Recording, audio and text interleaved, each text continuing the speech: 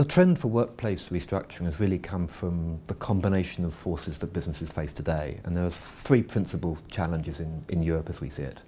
The first is just that the economies in Europe are flatlining for the most part. Some are even more challenged. The second, in many industry sectors, we see excess capacity and huge downward pressure on prices and margins. And if that wasn't difficult enough, then that comes in combination with traditional business models being undermined by the digitization of the economy, with the UK being in the lead in the whole G20 in terms of the percentage of our GDP that's now in the internet. Restructuring is particularly important now for businesses because of the combination of these forces and because we're not going to see dramatic improvements in the economic situation in the near term. We will continue to see significant growth in the digital economy, and organisations with high fixed costs, particularly those with large consumer and shopper-facing infrastructure, really need to fundamentally change their business models if they're going to survive and thrive into the future. I think there are some differences in the way businesses of different scale and sizes can approach this. In some ways, smaller businesses have an advantage of agility. And if they're really clear and focused on what their customers are really looking for, getting that value proposition clear and aligning everything behind it, then some very real opportunities.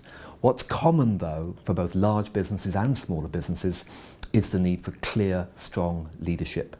When businesses go through major transformation, restructuring, then it can be really destabilizing for people and for leadership to provide a clear vision of where they're going, to align their people behind that end game and energize them behind what that means positively, absolutely fundamental. And that's true for large businesses and small businesses alike. I think in the retail sector, which is one of the sectors that has very large consumer-facing infrastructure, stores basically, we're seeing retailers, both some of them struggling, the likes of Blockbuster, Jessop's clearly examples of retailers that have come to grief given the changes we're seeing.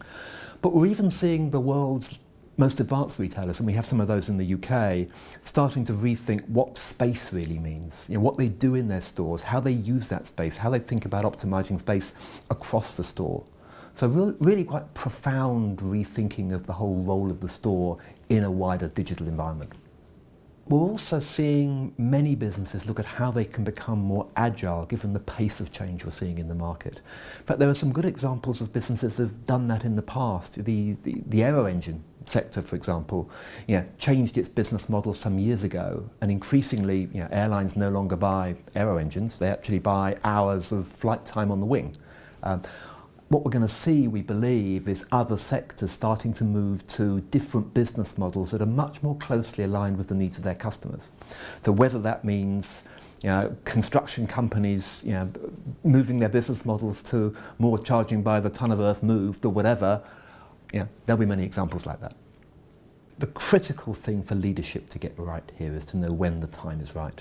And if you look at some of the examples we've seen in the market of businesses that have hit the buffers, actually, it's generally been because change was too little and too late. The really tough and most important job for a leader in this situation is to understand when to make the tough choices and to move early on making the changes that are going to make the business fit for the future.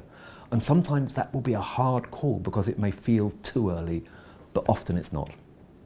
I think when businesses undergo major change, restructuring, transformation, it's really important that the destination is clearly communicated. And actually the purpose of the whole thing is described in the right, clear way.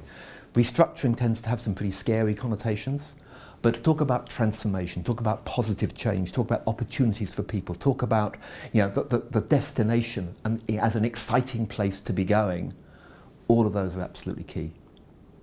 I think there's three main things to think about when we're thinking about restructuring or transformation. The first is that the critical role of leadership in taking the tough decisions at the right time. The next is being absolutely clear about the destination as an exciting place to go, with a clear common sense of purpose. And then the third is don't underestimate how challenged people will be and how disabled they will be in that journey. So supporting people through that process of change, absolutely critical. Done well, and restructuring can truly be positive transformation.